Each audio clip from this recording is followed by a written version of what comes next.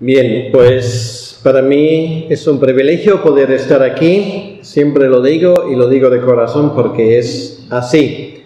Así que vamos a seguir hoy con este viaje que comenzamos a emprender ayer a través de nada menos que todo el Antiguo Testamento. Y por eso el título para esta serie de conferencias o como quieran llamarlo, exposiciones del Edén a Belén. Ayer nos quedamos en el paraíso, pero ya llega el momento de partir de allí, infelizmente. Y nos dimos cuenta que hay un versículo central muy importante que es el versículo de Génesis 3:15. Este es el punto de partida, para decirlo así, para lo que queda de viaje. Génesis 3:15 es la gran promesa que el Señor da antes de pronunciar el juicio sobre Adán y Eva. Y sale en medio de ese juicio sobre la serpiente. Es el proevangelio, como es el término técnico, quiere decir que el primer evangelio, la primera vez que se habla no de juicio, todavía no, sino antes de decir lo que iba a pasar con Adán y Eva, Dios plasma ya de una forma embriónica la gran salvación que siglos más tarde finalmente iba a venir.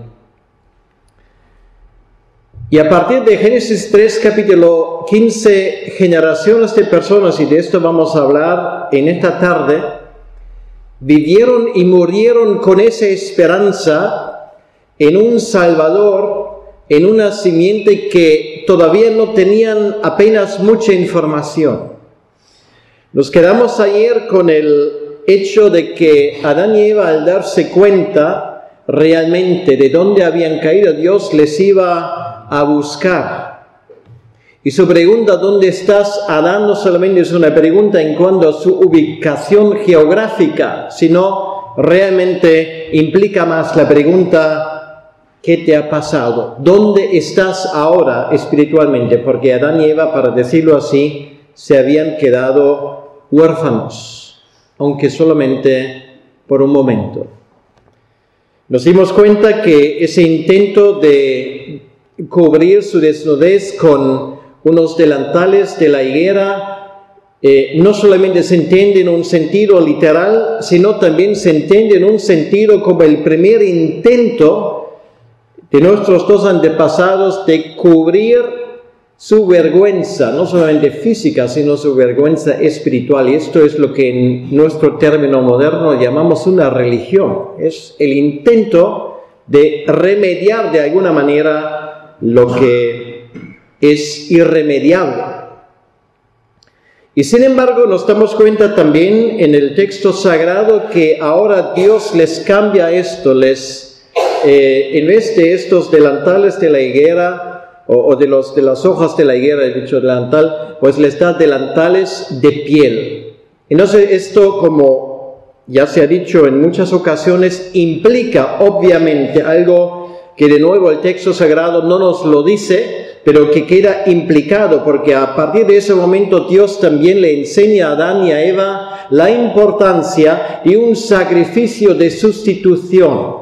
Solamente podemos desprender de una forma muy cautelosa del texto mismo de que con toda probabilidad Dios les enseña en ese momento la importancia de que alguien tiene que morir en su lugar, derramar su sangre. Y por qué no decirlo así, sobre todo lo que luego ocurre en el capítulo 4, nos reafirma en esto, ponerles el ejemplo de un cordero.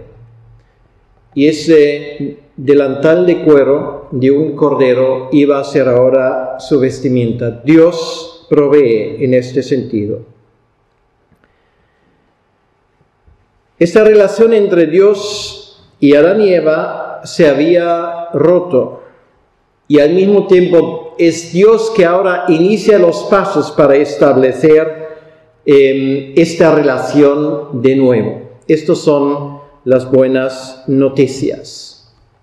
Pero a partir de ese momento también nos damos cuenta que, y esto es algo que iba ya por el resto de la revelación bíblica hasta nuestros días, obviamente, a partir de ese momento hay una lucha entre lo que podríamos llamar los hijos de Dios, o si quieren los hijos del pacto, por un lado, y por otro lado los hijos de Satanás, aquellos que van en contra de los designios de Dios. Esto es lo que vemos en el resto del Antiguo Testamento, es lo que vemos en el Nuevo Testamento, y en esos términos que se conjugan todos los acontecimientos revelados tanto en el Antiguo como en el Nuevo Testamento. Eso es un principio muy sencillo, pero muy fundamental para entender lo que está pasando. Y dije ayer, infelizmente, hoy nos sobran personas que tienen un tremendo conocimiento de muchas cosas sueltas, pero son incapaces de ver esa línea. Y por lo tanto, vamos a hacer un esfuerzo en esos días de seguir a esa línea. Génesis 3:15, la gran promesa que iba a ser la única promesa, por lo menos lo que tenemos registrado en la Escritura, de lo que iba a pasar. Y durante mucho tiempo, siglos enteros, personas vivieron y murieron con una sola esperanza, que algún día, en algún momento, cuando ellos todavía no sabían cuándo, esa simiente, este Salvador, iba a venir. Y puesto en esa promesa, ellos murieron, y ahora muy importante, y así se salvaron. Porque nadie, ni tampoco en el Antiguo Testamento, en el Antiguo Pacto, nadie se salvó jamás por las obras. Nunca. Siempre fue una fe, en ese caso, que mira hacia adelante, en lo desconocido, en lo poco que se había revelado, y nosotros miramos hacia atrás y lo que vemos es la cruz del Calvario y toda la historia del Antiguo Testamento que se ha plasmado en la venida del Mesías. Estamos en una situación realmente de enhorabuena. Ahora, a partir de ese momento, esa lucha se refleja en la historia de la humanidad, que básicamente no es otra cosa que la lucha entre el reino de Dios y los intentos de Satanás de sabotear ese plan de salvación.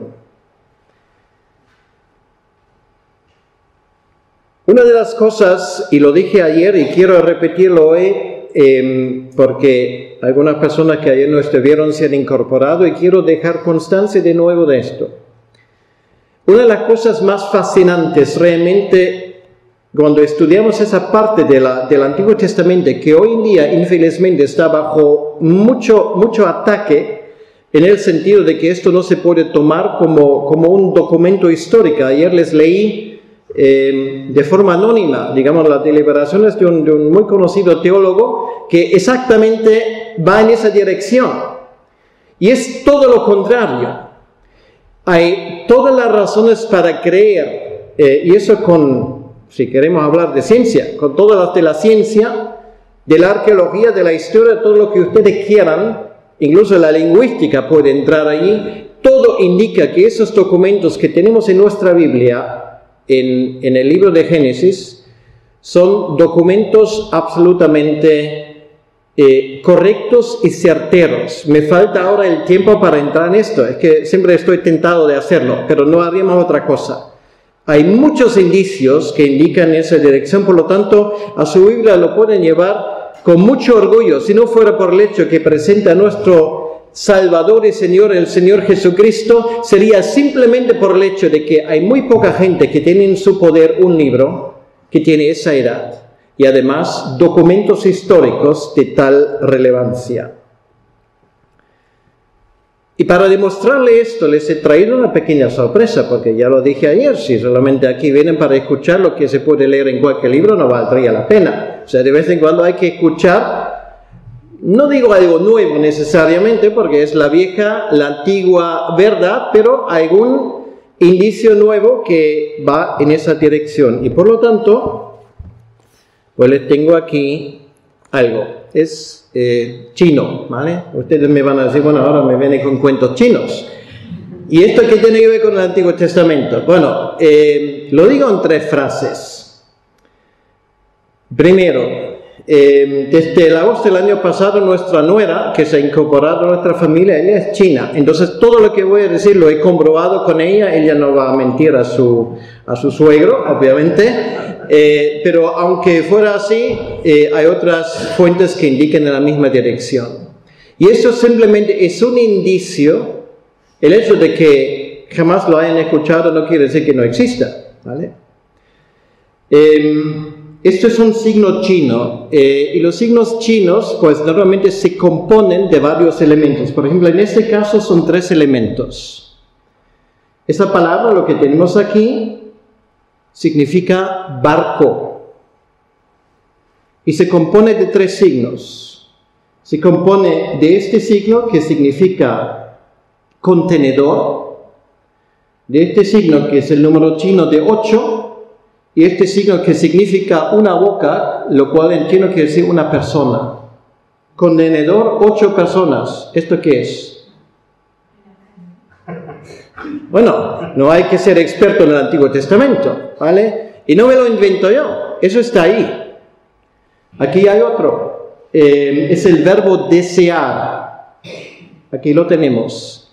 Se constituye de este signo que significa árboles. Bueno, es árbol, 2 árboles son 2 árboles, ¿vale? Muy sencillo de entender. Y esto es el signo para mujer.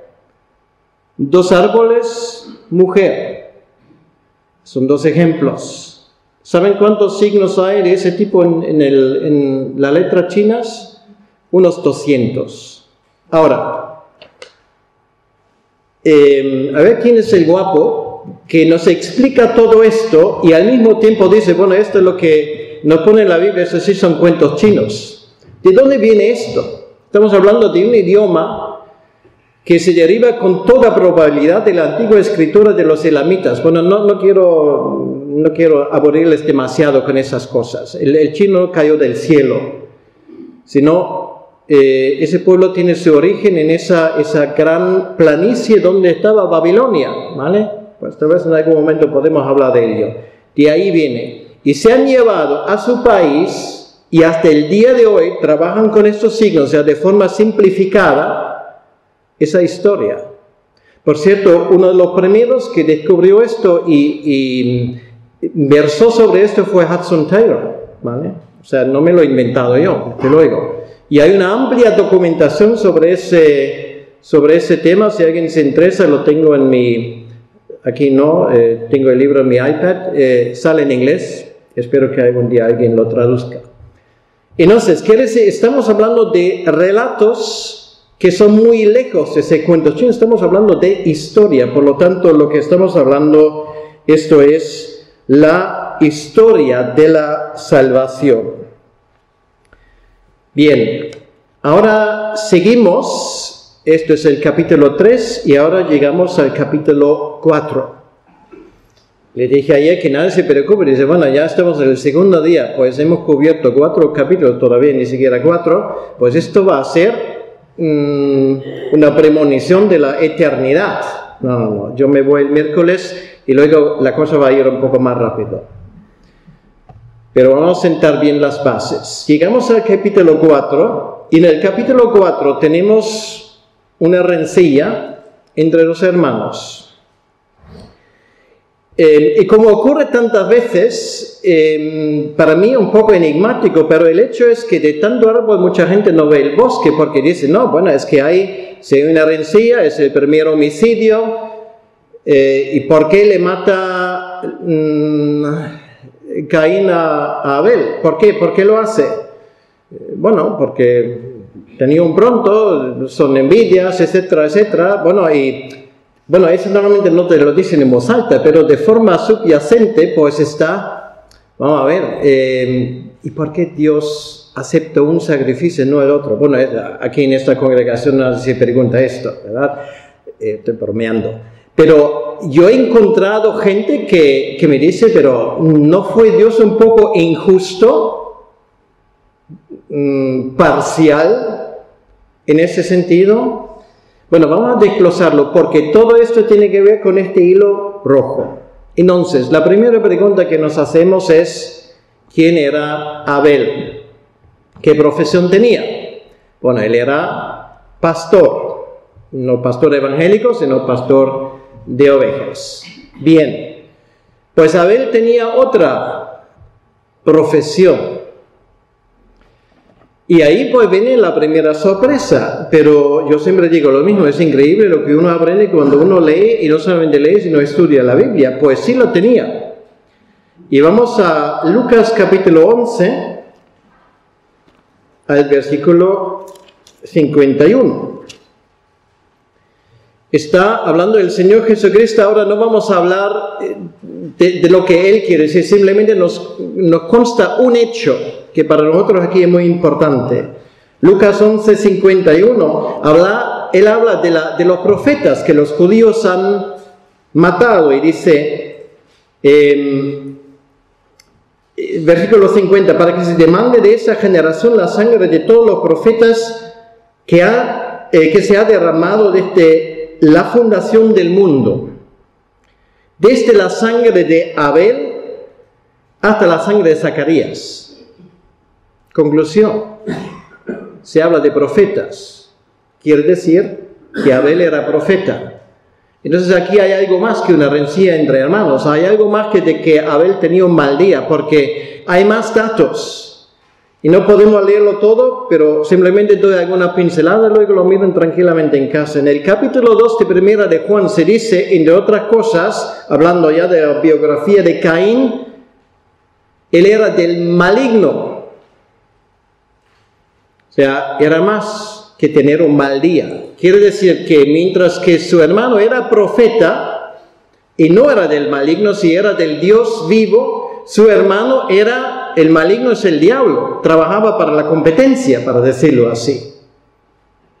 Y ahora nos damos cuenta que esto es mucho más que simplemente una rencilla entre hermanos. Y a eso añadimos el hecho, lo que vemos en el capítulo 11, lo que se escribe de Caín, y nos damos cuenta que ese hombre trabajaba en contra de los designios de Dios. Y ahora vamos al tema de la ofrenda. ¿Qué es la ofrenda que trae Caín? Es una ofrenda de cereales. ¿Qué es la ofrenda que trae Abel? Es un cordero de su rebaño.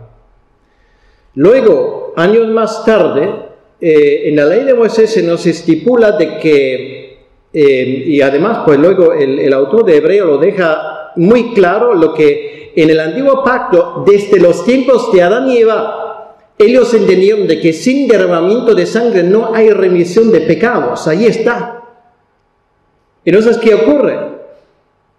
Que el señor Caín trae un sacrificio no adecuado, porque no estamos hablando simplemente de pasar una tarde y de traer de lo suyo, sino él debería haber traído no de lo suyo, sino lo correcto. ¿Y de dónde lo consigue? De su hermano. Pero claro, a su hermano le cayó muy mal. ¿Por qué? Porque su hermano no trabajaba, y lo digo así, para el mismo jefe que él. Eran opuestos, pero no por temperamento, sino uno era del maligno y el otro era de Dios. Ya nos damos cuenta que hay esa división. Esto no es muy difícil de entenderlo. Y el resto ahora se explica por sí mismo. Tenemos la profecía de Génesis 3:15 de que de Eva iba a venir, para decirlo así, el Salvador, esa simiente que iba a traer salvación y remedio. Y el diablo, bueno, se dice en castellano, me encanta, sabe más por viejo que por diablo. Quiere decir, el diablo no es omnisciente, no sabe todas las cosas. Si a veces dice, bueno, el diablo desde el inicio sabía el plan de salvación, no, la Biblia no indica eso de ninguna manera.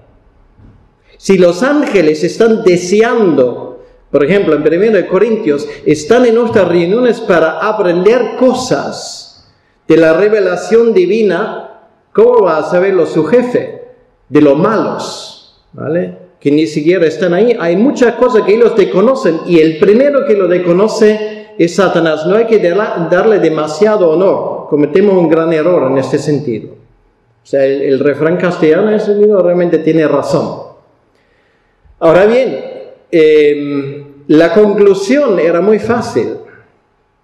Y lo digo con otro dicho, que me encantan los dichos españoles: muerto el perro, se acaba la rabia. Quiere decir que vamos a matar a Abel y ya se corta la línea desde el inicio.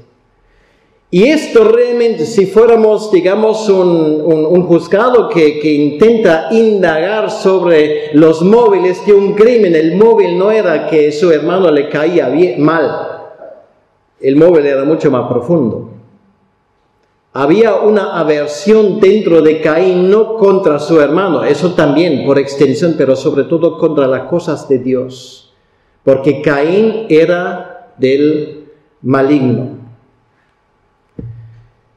Esto es la historia de Génesis capítulo 4, y ahora ya les digo, es fascinante cómo eso se desarrolla. Ojalá tuviésemos tiempo para seguir ahí versículo por versículo, pero ahora esto no es la idea. Vamos a ver, intentar tener la panorámica general. El capítulo 4 luego termina, después luego también de enseñarnos cómo, de la misma manera como luego se nos enseña como la línea de la bendición, digamos, ellos empiezan a construir, digamos, vamos a llamarlo así, el reino de Dios. Antes se nos dice cómo los descendientes de Caín construyen el reino del maligno. Es lo que tenemos antes, ¿vale? Antes de llegar al versículo 26. Pero el versículo 26 luego voy a leer el versículo 25, otra vez termina con un rayo de luz. Dice: y conoció de nuevo Adán a su mujer, la cual dio a luz un hijo, y llamó su nombre Set. Porque Dios dijo: ella me ha sustituido, o también podríamos traducir: me ha dado otro hijo en lugar de Abel, a quien mató Caín. Y sigue: y a Set también le nació un hijo, y llamó su nombre Enosh. Entonces, es muy importante, en los tiempos de Enosh, los hombres comenzaron a invocar el nombre de Yahvé. Y esto de invocar, esto es muy importante. Esto no solamente habla de orar, sino esto habla de un culto establecido. Quiere decir que el pueblo de Dios, para llamarlo así, ahora se está organizando, ¿vale? Y esto es muy importante. Ahora nos damos cuenta, si seguimos leyendo, esto está separado solamente por esa magnífica genealogía de la cual vamos a hablar en un momento. Llegamos al capítulo 6 y nos damos cuenta que, humanamente hablando, el reino de Dios va cuesta abajo de forma irremediable, porque así empieza el capítulo 6. Pero todavía no llegamos a esto. El capítulo 5 es uno de esos capítulos, yo no sé, ustedes serán distintos, pero hay mucha gente que cuando llega al capítulo 5 y ve es un poco repetitivo, es tan interesante como el listín telefónico de Madrid a primera vista. Tú lees una serie de nombres, 10, lees la edad, cuando tenía el primer hijo, y dices: bueno, vamos a leerlo por encima, leo los nombres porque el resto es lo mismo, eso me vale para todo el capítulo y el diluvio. Y a mí me da la sensación, si esto se hace, digamos, y lo digo con toda la benevolencia del mundo, digamos, a ras de banco, porque, en fin, pues esas cosas para qué nos sirven al inicio del siglo XXI, me da la sensación que los señores teólogos que creen los comentarios hacen exactamente lo mismo, solamente no lo admiten. ¿Qué hacemos con esta lista? Bueno, entonces claro, ya empiezan los malabarismos. Bueno, esto hay que entenderlo de forma simbólica, porque los números de los años también, bueno, son simbólicos, etcétera, etcétera. Además, esto no puede ser histórico, ¿por qué no? Porque entre uno y el otro seguramente había huecos, porque tiene que haber huecos, me pregunto yo. del texto bíblico no podemos desprender esto, porque hay una cosa que realmente algunos de nuestros comentaristas que no se han dado cuenta. Esto no es una genealogía. Bueno, acabo de decirlo, pero a ver, ¿en qué quedamos? Bueno, voy a ser más preciso. Es una genealogía cronológica, que es un poco distinta. Por ejemplo, en el libro Primero de Crónicas hay genealogías. Por ejemplo, la más famosa, ustedes son expertos en genealogía, que es algo que realmente es fascinante. Ese mundo es mucho más interesante que un sudoku. O sea, realmente, Mateo capítulo 1 son 3 bloques de 14 generaciones. Y así, en esto sí que hay huecos. Mateo 1, ¿vale? Ustedes me entienden.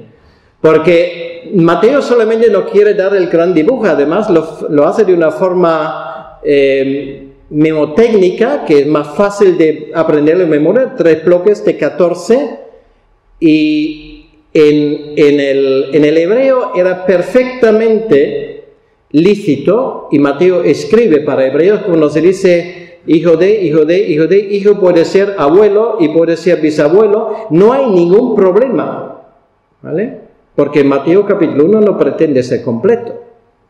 Ahora, aquí tenemos un problema. En el capítulo 5 de Génesis, no solamente tenemos una genealogía, sino una genealogía cronológica, con lo cual solamente tenemos 2 opciones. O lo tomas o lo dejas. Lo cual quiere decir, no nos vale decir que aquí hay huecos. ¿Por qué no nos vale? Porque están entrelazados, ¿vale?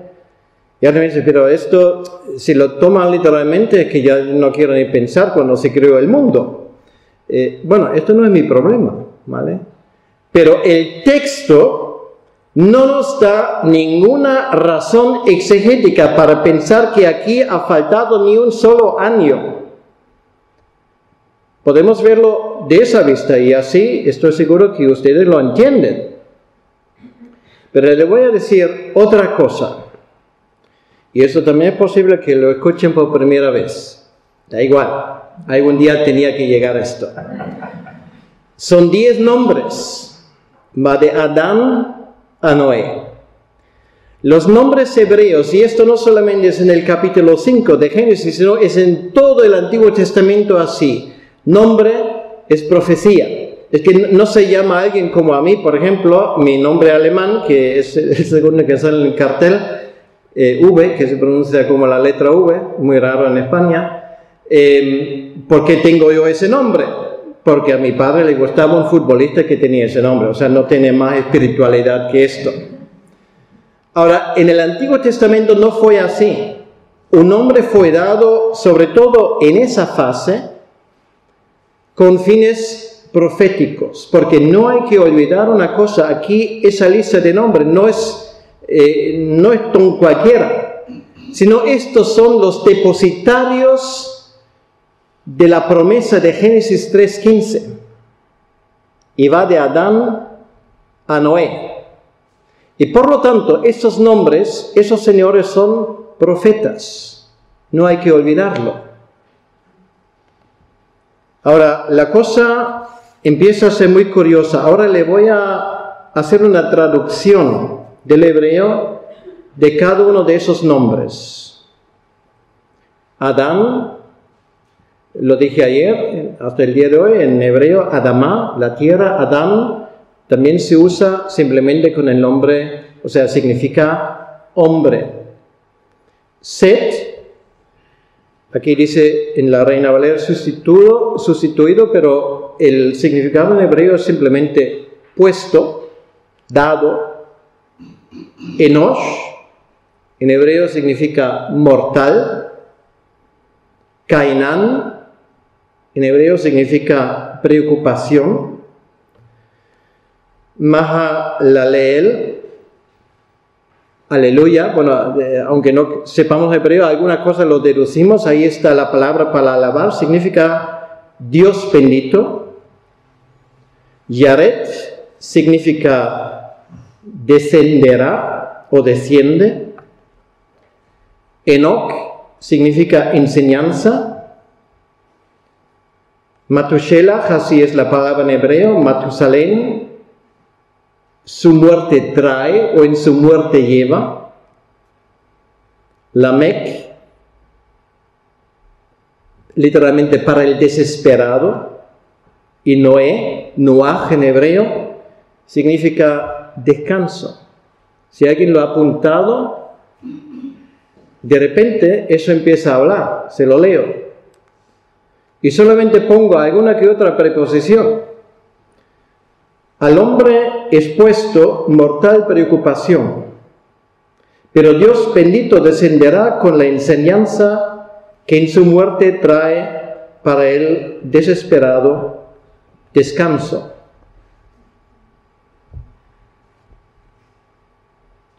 ¿Esto es una casualidad? Bueno, yo no digo que el Evangelio dependa de esto, ¿vale? Pero tú quitas uno de esos nombres o añades otros y todo esto se va al garete. Está la mano de Dios en esto. Y lo tenemos en el capítulo 5, uno de los capítulos más aburridos de todo el Antiguo Testamento. Que nadie me diga que los genealogías son aburridos. Ahí vemos algo que solamente se explica cuando entendemos que el que controla los designios de este mundo es más poderoso de lo que nuestros teólogos quieran creer. Y podría sacar más conclusiones. Cojo solamente uno de esos nombres. Matushelach. Su muerte trae o en su muerte ocurrirá. ¿Qué ocurrirá? ¿Qué trae su muerte? Bueno, si lo miramos de forma aislada, porque cada uno de esos nombres también encaja de forma aislada, ¿en qué traerá el nombre o la vida de Matushelach? Si tomamos literalmente el número de su edad y cuando mueren y hacemos simples cálculos, nos damos cuenta de una cosa.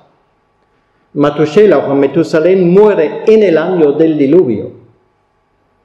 Y esto ya los judíos lo sabían. Eso lo pueden encontrar en el Talmud. Estas son antiguas historias. Que nadie hable de esto es una pena, pero es así. O sea, quiere decir que en el año cuando muere ese hombre, es el año cuando empieza el diluvio. Tiene un cumplimiento inmediato, pero también forma parte de esa frase que se extiende a través de miles de años y nos habla de nada menos que del Evangelio. Está allí para todos los tiempos. Y ahora le voy a confesar una cosa. Cuando yo leí esto por primera vez, yo no me lo creía. Yo soy una persona muy escéptica y si algo odio son las leyendas urbanas. Y me puse a estudiarlo, nombre por nombre, y de verdad, cuando llegué al 10º, que eso ya lo sabía de memoria, porque hasta en el hebreo moderno habla de Noach, que dice, bueno, descanso, tiempo libre, estar a gusto, dice, bueno, esto es alucinante. Pues ahí lo tenemos. Y este número, estos nombres, bueno, podríamos hablar de muchas más cosas que no hay tiempo. Por ejemplo, siempre se habla de aquel que fue, como se dice, arrebatado.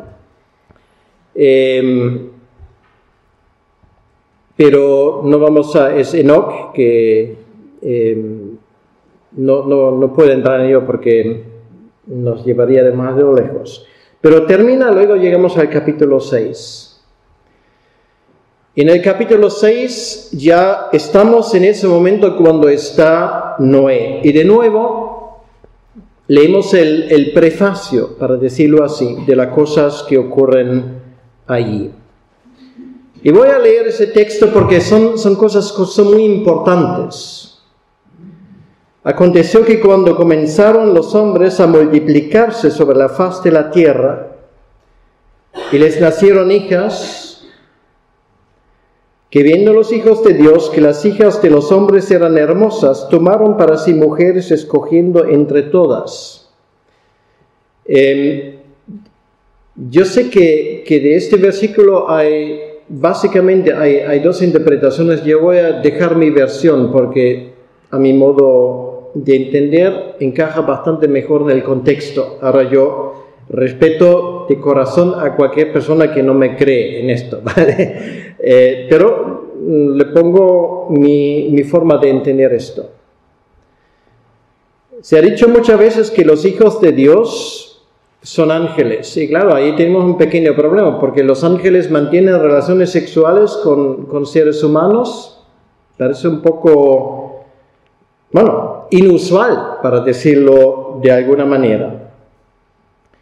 Yo les sugiero, con toda humildad, una interpretación que es más antigua y creo personalmente que es más literal y mejor entendible por el contexto. Hemos visto que ahora tenemos la línea de la bendición y tenemos la línea de la maldición, para decirlo así. Los seguidores de Satanás. Ahora, los hijos de Dios no serían ángeles, sino los hijos de Dios son aquellos de los cuales se habla al final del capítulo 6 de Génesis, aquellos que invocan el nombre de Dios. ¿Y por qué se les llama hijo de Dios? Bueno, de nuevo, vamos a otra genealogía. Hoy toca genealogía. Es la genealogía de Lucas. La genealogía de Lucas va al revés, ¿vale? No puedo comentarlo mucho, solamente quiero llegar al versículo que en este caso pues quiero mencionar para comprobar lo que quiero enseñar, que es el versículo 38. Va al revés y dice, hijo de Enosh, hijo de Set, hijo de Adán, hijo de Dios. Bueno, hijo de Dios, ¿en qué sentido? Bueno, no en el sentido como el Mesías, por supuesto. Adán no era divino. Hijo de Dios quiere decir que aquí lo que Lucas nos demuestra es esa línea de la bendición de aquellos que finalmente iban a llevarnos hacia el nacimiento del Mesías. Y esa línea de la bendición, para decirlo así, es la columna vertebral del Antiguo Testamento. Por lo tanto, un estudioso bíblico que descuida esa columna vertebral difícilmente va a entender de forma global el Antiguo Testamento. A veces hay que entender las grandes líneas para entender los detalles. Entonces quiere decir, aconteció que cuando comenzaron los hombres a multiplicar sobre la faz de la tierra, les nacieron hijas, que viendo los hijos de Dios, que las hijas de los hombres. Ahora, ¿quiénes son los hombres? Estos hombres, también lo hemos mencionado en el capítulo 4, es el contexto, son aquellos que han levantado una contracultura, que eran hermosas, tomaron para sí mujeres escogiendo entre ellas. Ahora, yo les sugiero esto. Ahora, si ustedes no me creen en esto, seguimos siendo amigos, espero, ¿vale?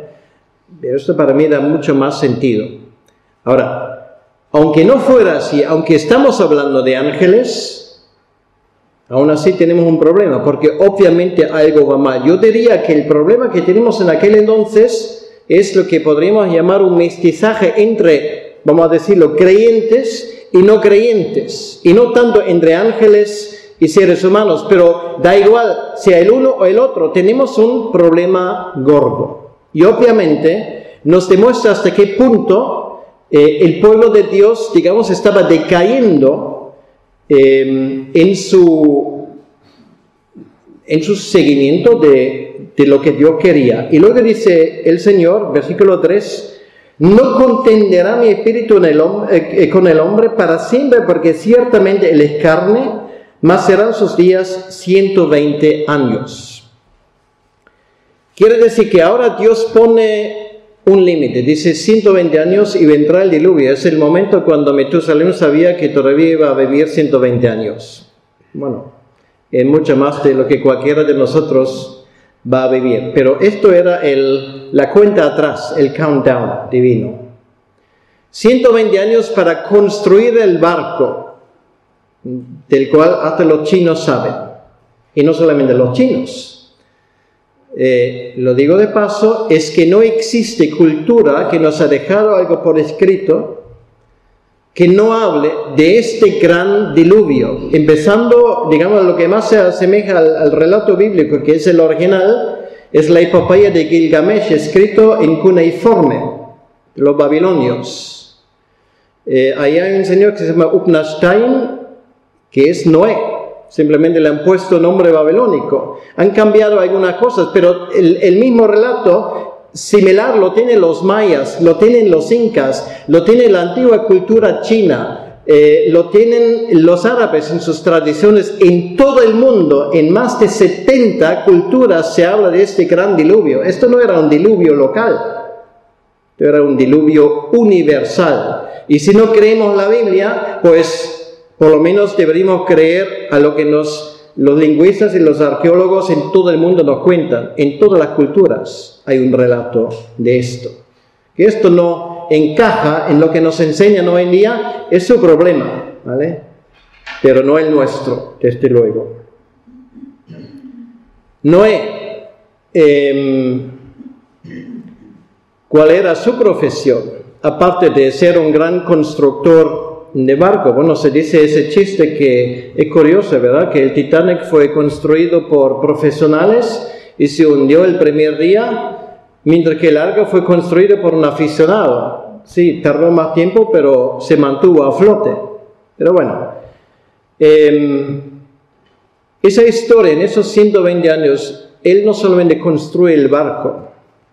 Dice segunda de Pedro, en el capítulo 3, capítulo 2, que Noé era, aparte de esto, y la palabra que se usa ahí era pregonero de justicia. ¿Qué quiere decir esto? Mientras que la gente vino para ver esto, él les daría el mensaje: chicos, ahí está el Señor que está esperando, pero esto tiene fecha de caducidad. Vendrá el juicio. Y la única forma de salvaros de este juicio es entrar por las puertas de ese barco que yo estoy construyendo. No hay otra. No hay negociación. Esto o va a llover y va a llover mucho. Bueno, no quiero trabajarlo demasiado porque para la gente esto, de nuevo, parecía cuentos chinos. Lluvia, pero si hasta el momento no ha llovido. ¿Qué es esto de lluvia? Es que no existió. Esto viene a partir del diluvio, pero no antes. En resumidas cuentas, no se lo creyeron. Y yo diría que difícilmente a Noé le hubiesen dado el premio de predicador del año, ni le hubiesen invitado para dar una clase de crecimiento de iglesia, que hoy está tanto en auge, porque predicando durante 120 años... tenía 8 personas antes y luego también. Ni caso. Y sin embargo, es uno de los grandes predicadores de la historia de Dios. Que esto sirva de consuelo para aquellos que no han visto mucho resultado, pero que han predicado fielmente. Y viene el diluvio. De nuevo, en un relato extenso, son 3 capítulos largos que tenemos ahí. Se nos cuenta con todo lujo de detalle cómo se desarrolló esto. Y ojalá tuviésemos tiempo para ver algún que otro detalle y nos sorprenderíamos con qué exactitud se escribe ese texto. Ahora, simplemente quiero mencionar una cosa. Hace 3 o 4 meses en Basilea, se celebró un congreso de catedráticos de Antiguo Testamento, conservadores, en el seminario donde yo en su momento estudié, de diferentes partes de Europa. Y una de las cosas, y esos son gente que están en lo último de los hallazgos, ahora prevalece entre aquellos que estudian el texto y realmente intentan entender el contexto del texto con otros idiomas de la zona, han llegado y están llegando a la conclusión poco a poco de que evidentemente por razones lingüísticas, por el hebreo tal y como está escrito, estamos ante un documento muy antiguo, muy antiguo. Bueno, tú y yo lo sabíamos porque creemos lo que está escrito, pero alguna gente pues necesita ese tipo de argumentos para que tal vez, esperemos, se les abran un poco los ojos. Y con eso llegamos al capítulo 9. En el capítulo 9, Dios hace un pacto con Noé. Lo primero que él hace cuando sale del arca, construye un altar para sacrificar al Señor. Él usa los animales puros para el sacrificio, de los cuales él había llevado 7 ejemplares de cada uno. Obviamente Dios le había revelado a él y a sus antepasados más detalles sobre los sacrificios de lo que nosotros del texto bíblico podemos desprender, pero ellos sabían lo que hacían. Algunas cosas para resumir: Dios promete nunca destruir jamás la vida de la tierra por un diluvio. Como señal de paz, él pone, y el texto bíblico lo dice literalmente, el arco. Bueno, nosotros hablamos del arco iris, que es muy bonito y bueno, todo el mundo lo usa para sus fines. El arco originalmente era un arma, ¿vale? Arco y flecha. Pues el arco lo pone, para decirlo así, de forma visible en el cielo, como un guerrero después de una guerra vuelve a casa y pone el arco en la pared de su casa. Esta es la idea que hay detrás. Yo puse mi arco en las nubes, en el cielo, como decir, jamás va a pasar esto. Dios establece las estaciones del año. En tercer lugar, Dios pone su bendición sobre Noé y sobre sus hijos. Luego Dios manda a Noé y a sus hijos, él repite, multiplicarse y llenar la tierra. El hombre será señor de los animales, esto sigue igual. Y sin embargo, al hombre le queda prohibido comer sangre. Puede comer ahora carne, eso antes no era, no se había estipulado con detalle, pero ahora Dios le prohíbe comer la sangre. Y algunas cosas más. Ahora bien, si llegamos al capítulo 10, al final, nos damos cuenta, de nuevo tenemos una lista de pueblos, de nombres, y de nuevo me tengo que refrenar. Esto, el capítulo 10 es una pasada, realmente. Es que no hay un documento de esa antigüedad, digamos, que contenga tanta información que es sumamente importante hasta para el día de hoy.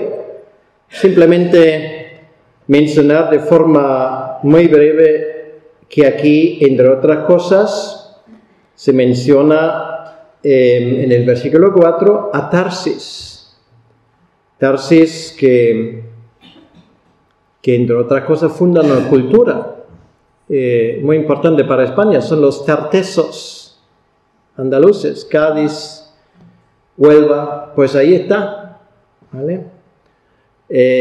Las naves de Tarsis, que es una expresión fija en el Antiguo Testamento, eran naves fenicios que intentaban llegar a Tarsis porque era lo más lejos que se conocía, las 2 columnas de Hércules, bueno, ustedes lo tienen en la bandera, ¿vale?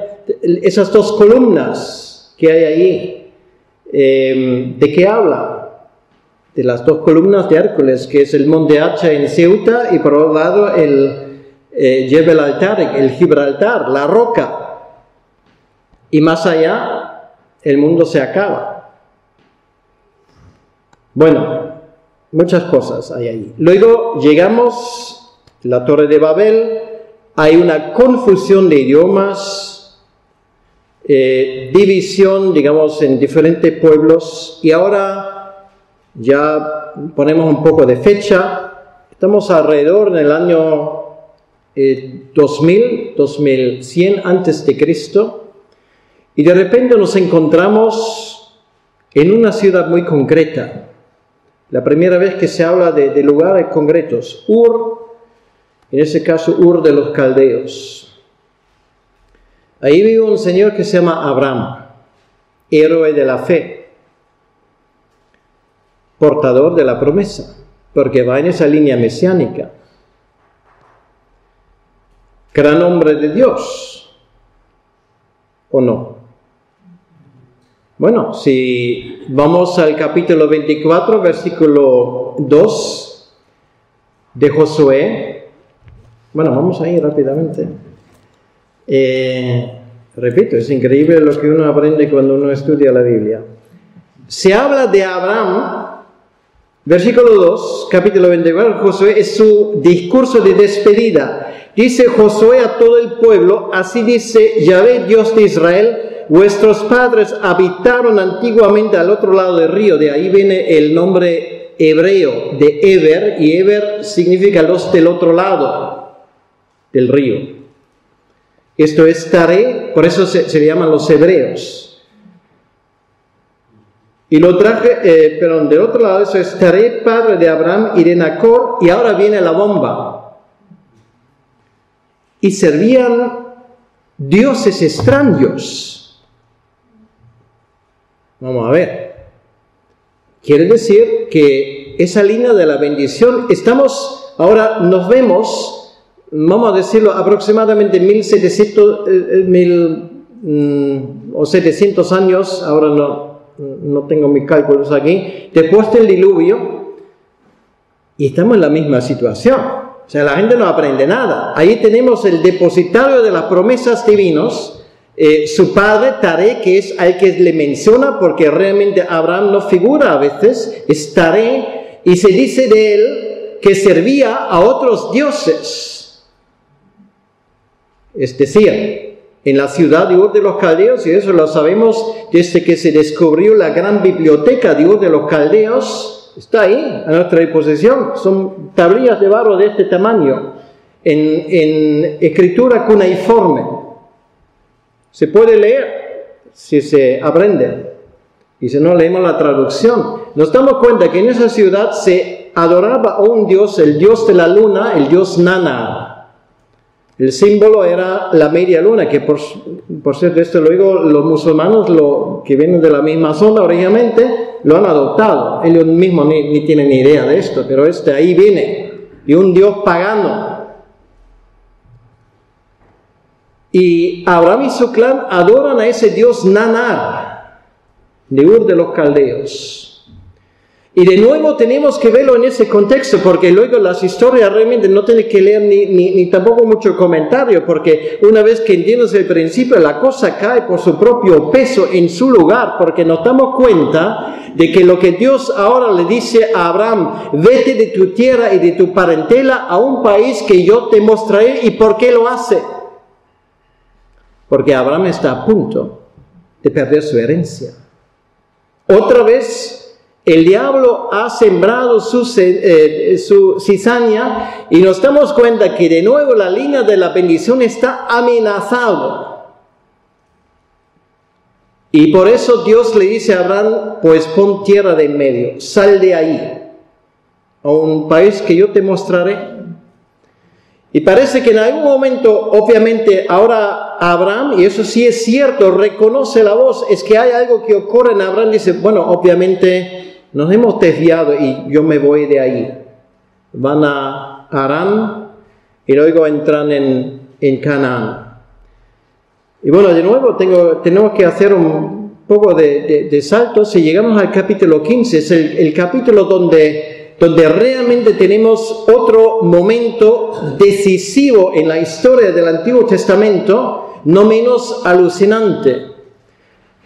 Otra vez nos ponemos en el contexto. Abraham acaba de derrotar a la coalición de los reyes babilónicos, que no era poca cosa, con su ejército privado de 300 personas. O sea, Abraham no era un pobre pasahambre, era un general, tenía su propio ejército privado.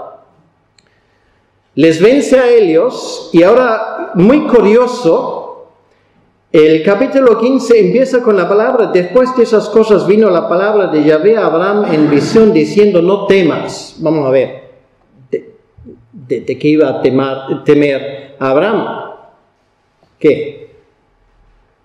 que estos reyes volvieran con refuerzos. Esto era su temor.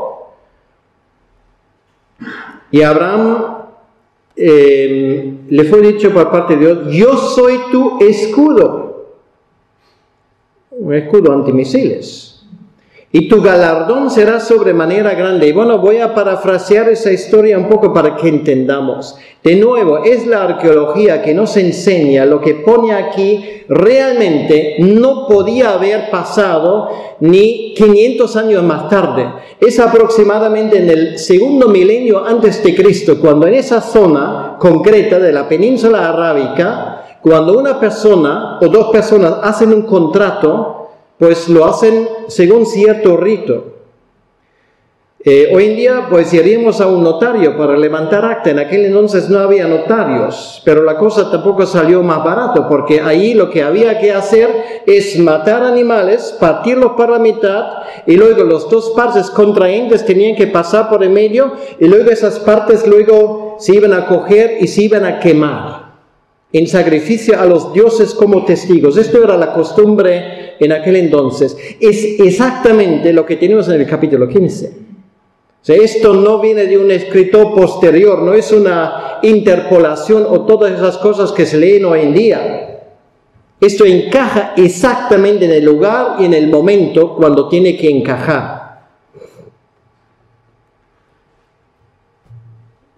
Abraham dice: vale, pues muy bien, Señor, tú me prometes esto.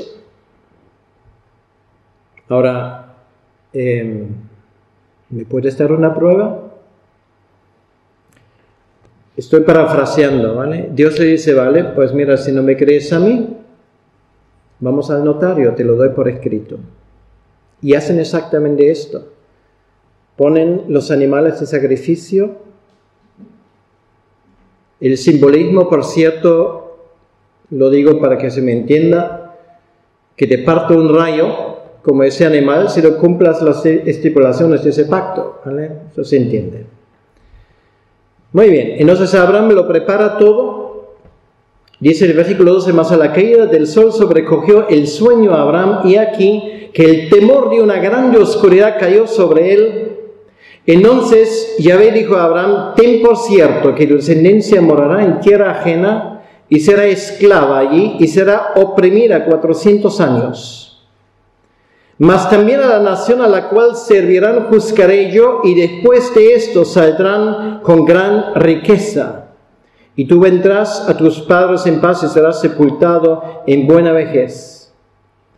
Y en la cuarta generación volverán acá, porque aún no ha llegado a su colmo la maldad del amorreo hasta aquí. Dicho sea de paso, los amorreos de los cuales se hablan aquí es un pueblo que en la historia conocemos como los Hicsos. Un pueblo que usaba caballos, que en su momento pusieron a Egipto de rodilla.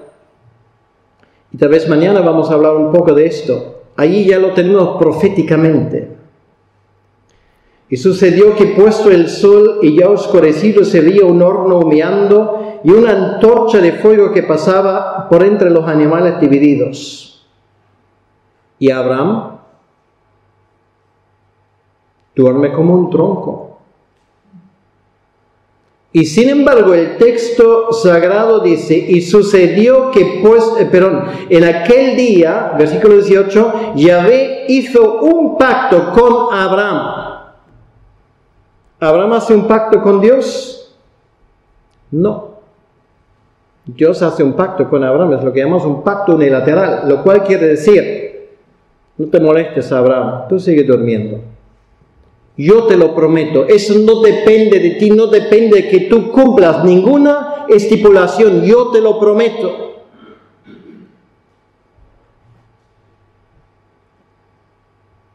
El capítulo 3, versículo 29 de Gálatas contiene un versículo donde el apóstol Pablo dice: somos hijos de Abraham por la fe.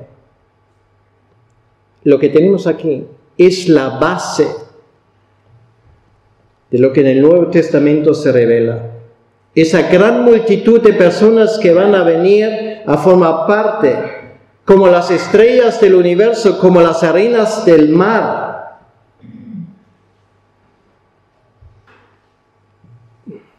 ¿Me dan 5 minutos más? Bueno, lo siento, no puedo parar ahora.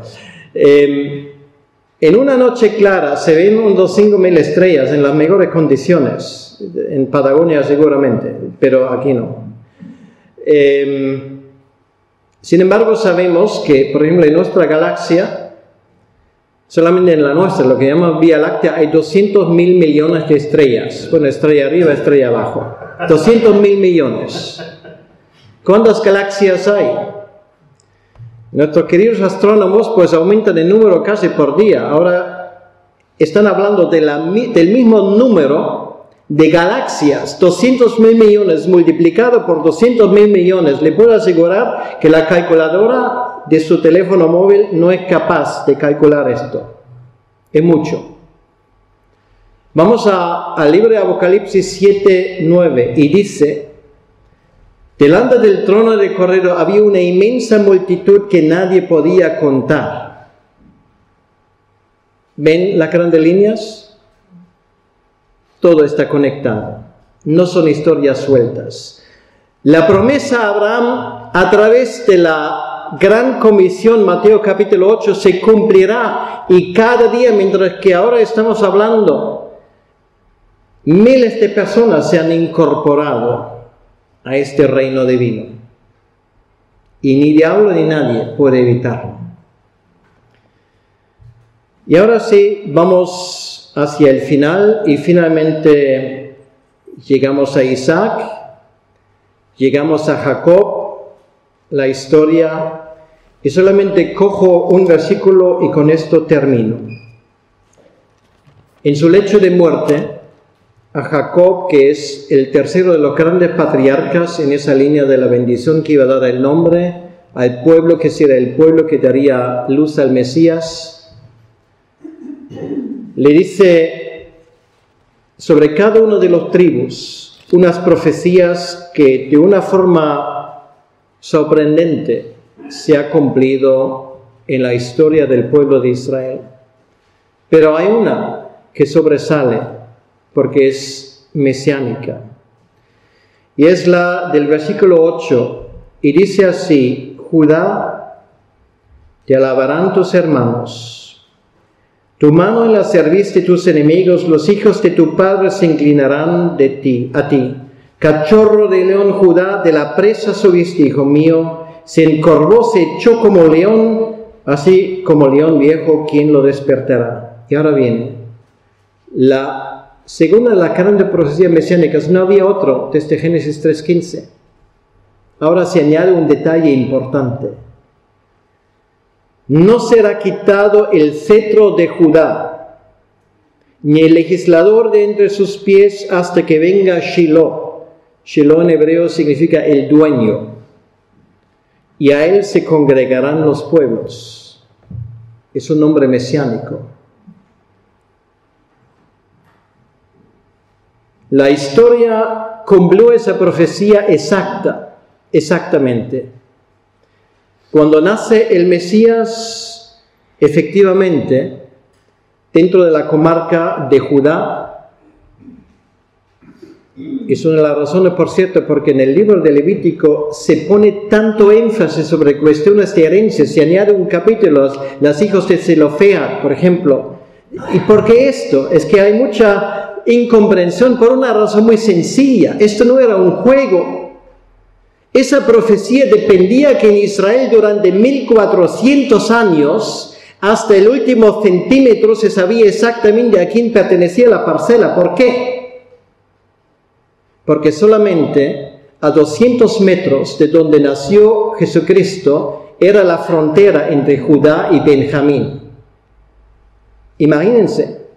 Durante 1400 años estaba perfectamente claro dónde estaba esa frontera. Eso en cuanto a las partes abolidas de Levítico. Cuando nace el Mesías, en el trono de Israel está Herodes el Grande, un idomeo, un edomita, medio judío, medio edomita. Y cuando él muere, el evangelista Mateo lo menciona, porque tiene que ver con esa profecía. No lo hace simplemente porque no tiene otra cosa para escribir.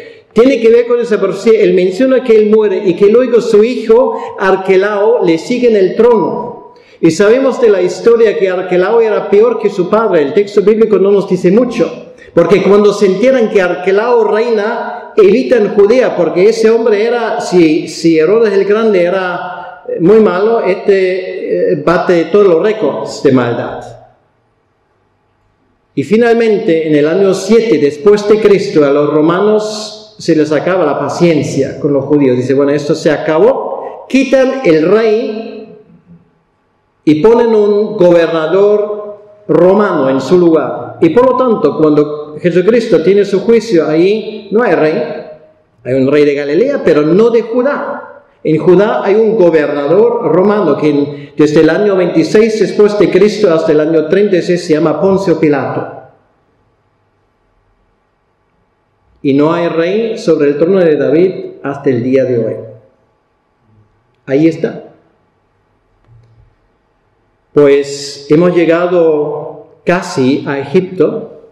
Mañana seguimos, hay mucha tela que cortar todavía. Y vamos a ver cómo esa historia sigue adelante. Y en el camino vamos a descubrir alguna que otra joya. Lo siento mucho que hoy les he dejado un poco más de la cuenta, pero a veces no se puede cortar en medio. Que Dios les bendiga.